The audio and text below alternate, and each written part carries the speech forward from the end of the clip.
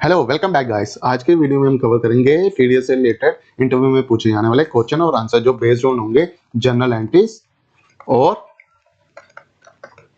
Section wise equations पे। ठीक है, इस वीडियो में हम कवर करेंगे सम कुछ ट्रिकी क्वेश्चन कि उसका आंसर आपने कैसे देना है और एंट्री कैसे पास आउट करनी है। चलिए स्टार्ट करते हैं हम पहले क्वेश्चन से। ठीक है, फॉर एग्जाम्पल आपसे पूछा जाता है टीडीएस और रेंट जिसमें सेक्शन 194 लगता है और सिनेरियो दिया जाता है आपसे। ये सिनेरियो है, rent of 1000 per month is paid for office spaces, TDS is deducted at the rate 10%। Building है, ठीक है, टीडीएस कितना कटा है 10%। अब इसकी जनरल एंट्री कैसे पास करनी है आपने।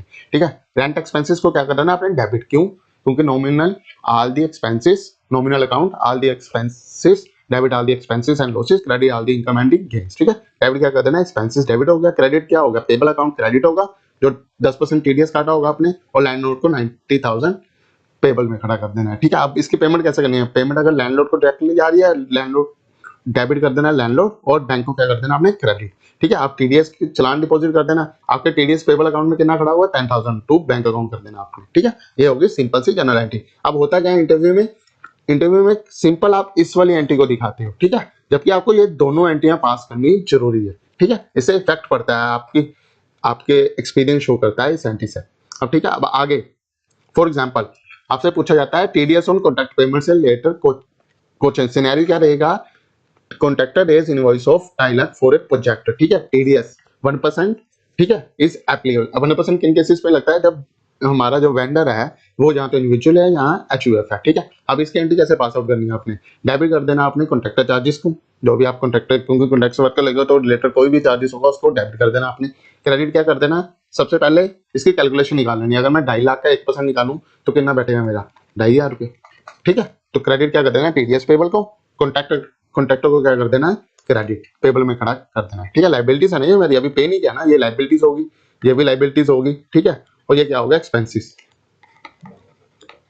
अब पेमेंट के टाइम पे अब लाइबिलिटी को खत्म कैसे करना है, अगर मान लो ये क्रेडिट है तो डेबिट होगी, ये खत्म होगी टू बैंक अकाउंट। अब टीडीएस डिपॉजिट जब 7 तारीख रहेगी या 30 अप्रैल रहेगी तो टीडीएस को खत्म, जो पेबल है उसको हमने बैंक के थ्रू नॉक ऑफ कर देना है।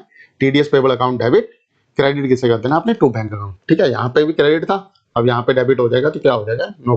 ठीक है, चलिए आगे बढ़ते हैं। थर्ड, टीडीएस ऑन कमीशन से रिलेटेड पूछा जाए तो सिनेरियो क्या रखा जाता है, commission of 50,000 is payable to an agent. ठीक है, अब अगर मान लो यहाँ पे 94H है, 3 तरह की कमीशन होती है। ठीक है, 94D, 94G और 94H। ठीक है, अब ये कौन सी कमीशन है, ये एजेंट को पे करने वाली कमीशन है। ठीक है, क्या परसेंटेज लगेगी 5%। अब मान लो ये अक्टूबर, ये तो सिनेरियो था 24-25 में टिल सितंबर तक। ठीक है, अगर यहाँ पे 25-26 होता या 1 अक्टूबर 24-25 फ्रॉम 1 अक्टूबर, तो क्या रेट लगना था, इस पे रेट लगना था 2%। ठीक है, क्योंकि रेट चेंज हो चुके हैं अब इसके।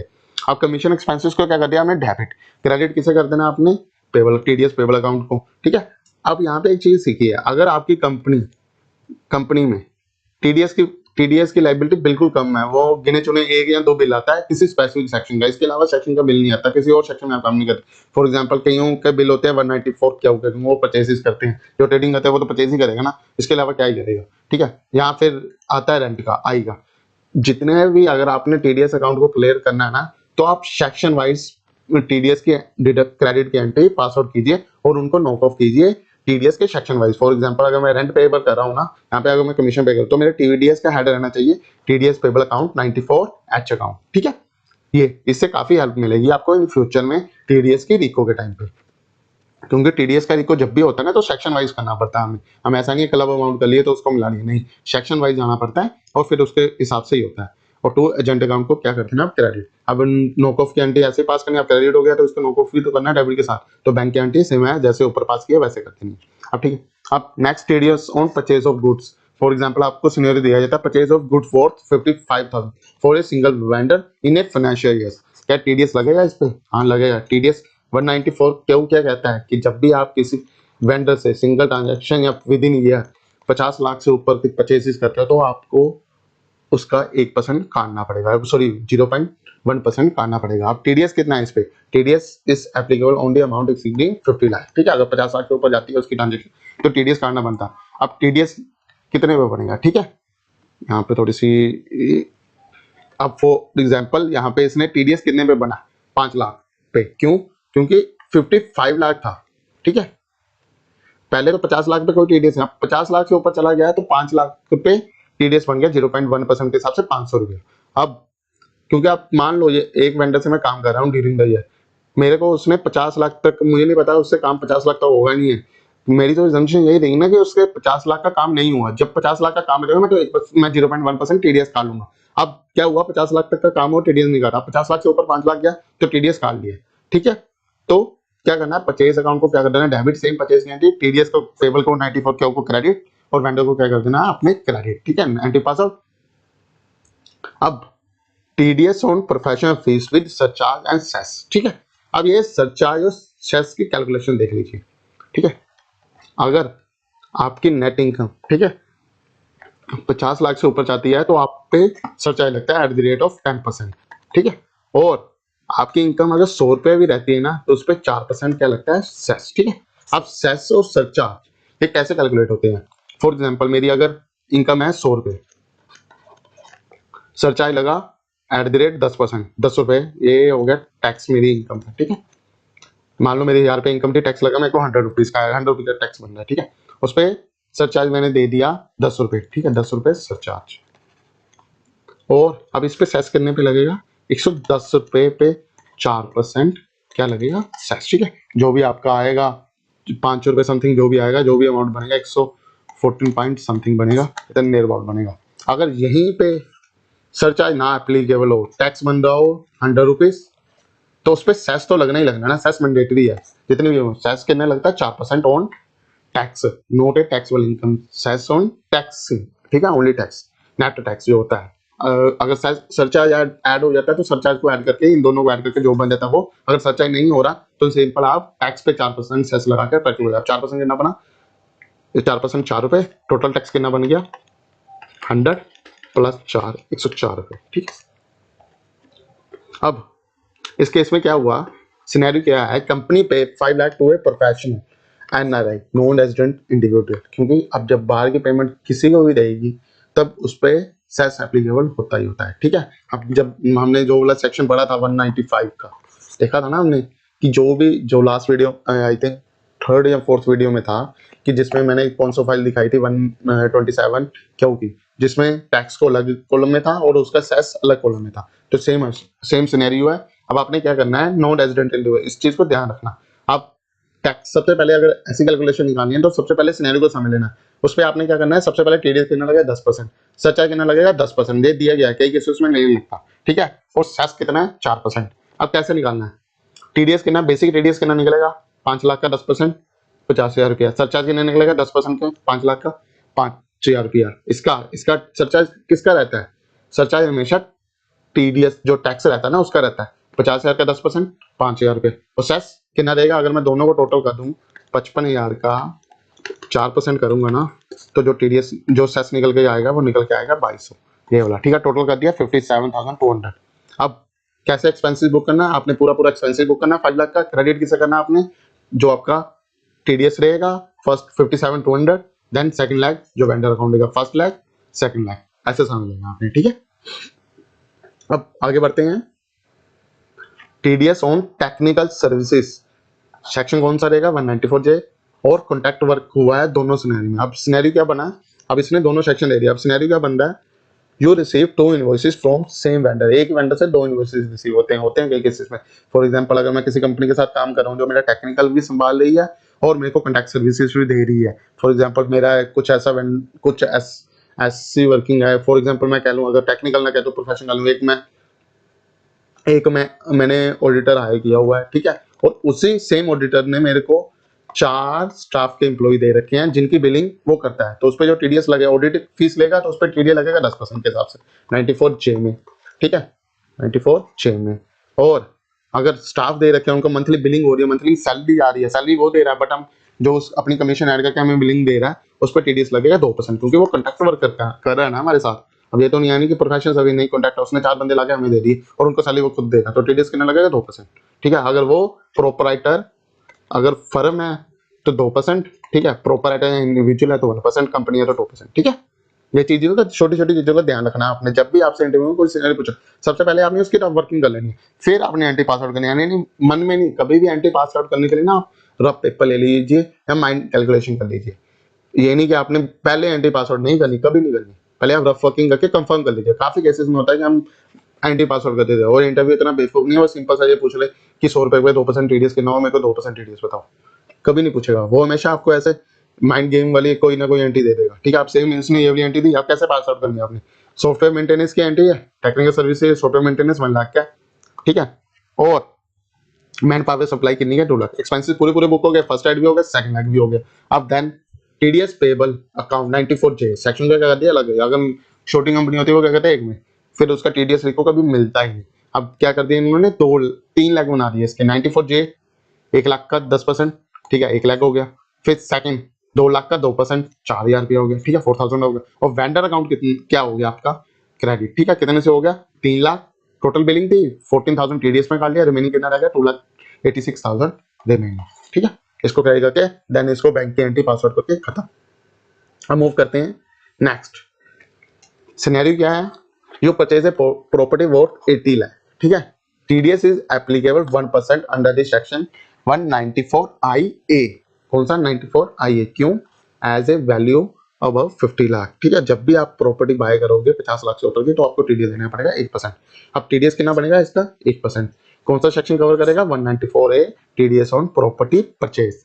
अब आगे बढ़ते हैं, एंटी क्या पास आउट होगी, प्रॉपर्टी अकाउंट डेबिट, किसमें, अंडर फिक्स एसेट में, प्रॉपर्टी बाय की है ना, तो बैंक अकाउंट क्या कर देना है, या बैंक अकाउंट में कुछ भी, क्योंकि प्रॉपर्टी ये तो नहीं है कि उधारी पे लोगे, नहीं लोगे आप जब भी फिक्स एसेट कभी देखना आप डायरेक्ट पेमेंट ही करते हैं। कई बार मोस्ट केसेस में होता है हम डायरेक्ट पेमेंट कर देते हैं।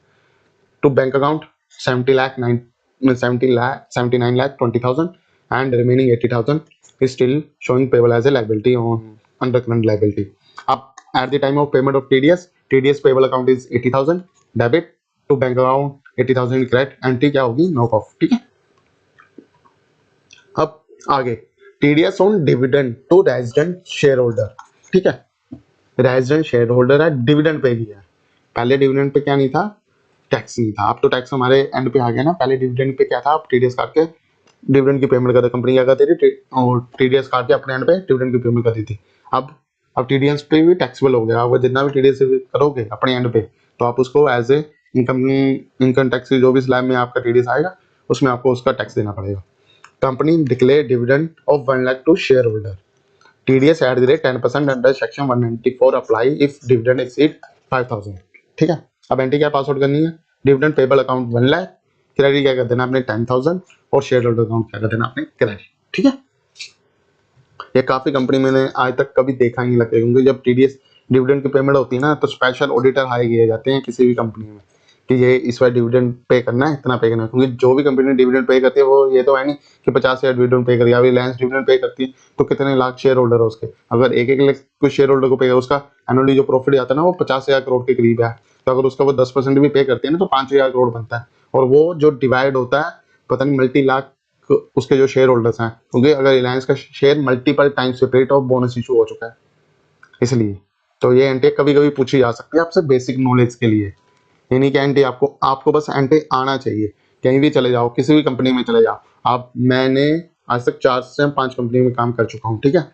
एंटी का सिस्टम सेम वही है। मैंने सैप भी यूज की हुई है, मैंने जोहो भी यूज किया है, और कुछ टाइम के लिए मैंने क्विक बुक भी यूज किया हुआ है, ठीक है। और टैली में मेरा हाथ काफी अच्छा है, स्टार्टिंग मैंने टैली से की थी।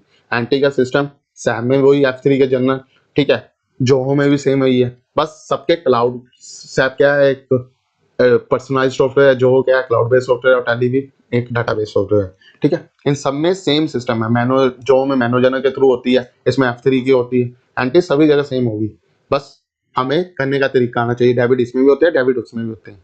ऐसा नहीं है कोई है तोबा की एंटी नहीं है, बिल्कुल सेम सिस्टम है। बस हमें अगर हमें सॉफ्टवेयर चलाना आ गया, हम किसी भी कंपनी में जाएं, वहां पे हमें 15 दिन की ट्रेनिंग दी जाएगी। आप एज ए किसी भी कंपनी में ज्वाइन कर लो, कोई भी पोजीशन पे जाओ, आपको जाते टाइम ये नहीं पूछा जाएगा कि सॉफ्टवेयर से रिपोर्ट निकाल के बताओ, नहीं बोला जाएगा कभी। आपसे सिंपल डाटा एंट्री पासवर्ड पूछा जाएगा, ठीक है। तो इसलिए हमें एंट्री क्लियर होना चाहिए। अब next TDS on royalty payment, ठीक है, royalty payment of 2 lakh to a resident author, ठीक है, TDS एट द रेट 10%, ठीक है। रॉयल्टी पे 10% TDS लगता है। शार्क टैंक में बात करते हैं ना कि अगर सेल इतनी रहेगी तो इतनी रॉयल्टी लूंगा मैं, रॉयल्टी पे मेरे को जितनी भी इन्वेस्टमेंट होगा उस सेल के अगेंस्ट में रॉयल्टी लूंगा आपसे, तो रॉयल्टी पे टीडीएस लगता ही लगता है, ठीक है। रॉयल्टी एक्सपेंसिव 2 लाख, क्रेडिट कर देना 94 जे को, और सेकंड लाख जो क्रेडिट होगा ऑथर एल जो भी रिमेनिंग अमाउंट होगा उसका। अब आता है most important section, TDS on payment to non resident, ठीक है। अंडर कौन से सेक्शन 195 सिनेरियो क्या है, you have paid $5,000 4 lakh ultimately to a foreign vendor, ठीक है। TDS under section is 195 such as 10% and cess is 4%, ठीक है। अब टोटल टीडीएस कितना बैठेगा, 4 लाख का 10% 40,000, सरचार्ज रहेगा, सरचार्ज देगा 40,000 का 10% 4,000 एंड सेसिस इन दोनों का 44,000 का जो 4% निकलेगा 1760, ठीक है। टोटल टीडीएस बैठ जाएगा आपका 45,760। आप टीडीएस कौन से कंसल्टेंट है तो क्या करेंगे, डेबिट करेंगे एक्सपेंसेस को। क्रेडिट का पहला लेग होगा टीडीएस पेबल, सेकंड लेग कौन सा होगा, फॉरेन वेंडर, एंट्री क्या हो जाएगी नो कॉप, जब आप पेमेंट करोगे इन 94 दोनों को जो क्रेडिट है इनको डेबिट करके क्रेडिट कर दोगे बैंक को, ठीक है। चलिए ये इस वीडियो की लास्ट एंट्री है, TDS on cash withdrawal under section 194 and. जब भी आप, ठीक है, विद इन ये किसी बैंक से 1 करोड़ या उससे ज्यादा का विड्रॉल करोगे ना तो आप पे 2% लगेगा, ठीक है। अब एक टीडीएस काटेगा कैसे बैंक आपका, जब भी आप बैंक से पेमेंट निकालोगे ना आप देखोगे कि बैंक आपको कुछ रिमेनिंग अमाउंट, कुछ पैसे काट के ही रिमेनिंग अमाउंट आपको देगा, ठीक है। अब कभी भी किसी भी बड़ी कंपनी का देखना तो वो टीडीएस जो लगा होगा ना 26 ए में शो करता है 194 एंड इनके हिसाब से, ठीक है। अब इसकी एंट्री कैसे पास करनी है, एंट्री वही सेम काउंटर रहेगी या मैनुअल जर्नल रहेगी, ठीक है। आपने डेबिट क्या कर देना बैंक, और डेबिट क्या कर देना आपने कैश टू बैंक अकाउंट, क्योंकि बैंक से पैसा गया और पैसा किस में आ गया, पेबल अकाउंट क्रेडिट में, ठीक है। ये थी आज की वीडियो की आगे एंट्री। अब एक एंट्री और है, थोड़ा सा ये एंट्री को समझने की जरूरत है, मोस्ट इंपोर्टेंट एंट्री। जब भी कंपनी ना किसी को रेंट पे करती है ना तो उसके साथ में ना मेंटेनेंस देती है काफी टाइम, ठीक है। अगर कंपनी, ठीक है, मेंटेनेंस, अगर उसका वेंडर मेंटेनेंस के नाम पे इलेक्ट्रिसिटी बिल ले रहा है या उस बिल्डिंग के मेंटेनेंस ले रहा है जो एक्चुअल में पे करता है तब कोई टीडीएस नहीं लगना। अदरवाइज वो मेंटेनेंस ले रहा है उस बिल्डिंग के वर्क करवाने का, उस बिल्डिंग के साफ सफाई करवाने का या कुछ भी उसकी यानी देख रेख करने का, तो उस पर टीडीएस लग जाना है 2%। क्यों, क्योंकि वो कॉन्ट्रैक्ट कर रहा है ना। अगर वही वो मेंटेनेंस के नाम पे हमसे इलेक्ट्रिसिटी बिल ले रहा है, वाटर बिल ले रहा है जो उसका फिक्स आना है, तो उसका कोई टीडीएस नहीं। अगर वो वहां पे उसको 2% भी लग रहा है या कुछ भी लग रहा है, कुछ भी ऐसा वर्क करवा रहा है तो उस पर 2% चार्ज होगा, ठीक है। अब रेंट पे कितना परसेंट लगता है, 10%, 1 लाख का 10% हो गया 10,000। मेंटेनेंस, ठीक है, अगर सिंपल मेंटेनेंस है नो टीडीएस, और TDS 2% under 96 if contract work, कुछ भी कॉन्ट्रैक्ट वर्क करवा रहा है, वहां पे उसने मेड दे रखी है, वहां पे उसने कोई भी ऐसा इलेक्ट्रिशियन कुछ भी खराब हो जाता है तो वो भेज देता है, तो उस केसेस में 2% लग जाना है। और जोमिंग टीडीएस और मेंटेनेंस इज 2%, ठीक है। कितना बन गया 20,000 का 2% 400। एंटी कैसे पास करनी है आपने, आपका वेंडर तो सेम रहेगा ना, 2 एंटी रोटी पास करो। एंटी हमेशा आप कभी भी ध्यान रखना, जब भी आप, ठीक है, जब भी आपका वेंडर एक रहेगा वो आपको सेम बिल देगा तो आपने कभी भी 2 एंट्री नहीं मारनी। 2 एंट्रियां मारनी एक गलत अकाउंटिंग की निशानी होती है, ठीक है। ये नहीं करना कि आपने 1 लाख को डेबिट करके क्रेडिट कर देना है 10,000 और वेंडर को 90,000 से क्रेडिट करके एक एंट्री ये पास कर देनी है, या दूसरी एंट्री आपने डेबिट कर देना मेंटेनेंस को 20,000 का 4,400 टीडीएस काट के 19,600 की एंट्री पास आउट कर देनी है। नहीं, गलत है। आपने एक ही एंट्री रखनी है और एंट्री को पास आउट बिल्कुल तरीके से करना है। आपने सबसे पहले डेबिट कर देने दोनों एक्सपेंसेस, डेबिट हो गए 1 lakh plus 20,000, first one rent में गया, सेकंड वन गया मेंटेनेंस में। अब क्रेडिट साइड में क्या होगा, सबसे पहले 194 आई 10,000 से क्रेडिट हो गया, 94 सी 400 से क्रेडिट हो गया, और जो आपका लैंडलॉर्ड रहेगा उसका रिमेनिंग अमाउंट आपने क्रेडिट कर देना है, ठीक है। ये थी आज की वीडियो की लास्ट एंट्री। अब यहाँ पे मैं टीडीएस के मोस्ट इंपोर्टेंट टॉपिक में आपके साथ कवर कर चुका हूँ, ठीक है। और आई थिंक मेरी जो प्ले लिस्ट है वो खत्म हो जाएगी इस वीडियो के बाद। अगर आपको कुछ एडिशनल इन्फॉर्मेशन चाहिए टीडीएस से रिगार्डिंग प्लीज कमेंट करिए, मैं उस पर जरूर वीडियो बनाऊंगा आपके लिए, ठीक है। प्लीज वीडियो को लाइक कीजिए और चैनल को शेयर कीजिए। अगर कुछ डाउट होता है तो प्लीज कमेंट कीजिए। Thanks for watching. और जिन्होंने चैनल को सब्सक्राइब नहीं किया सब्सक्राइब कीजिए, ठीक है। Thanks for watching.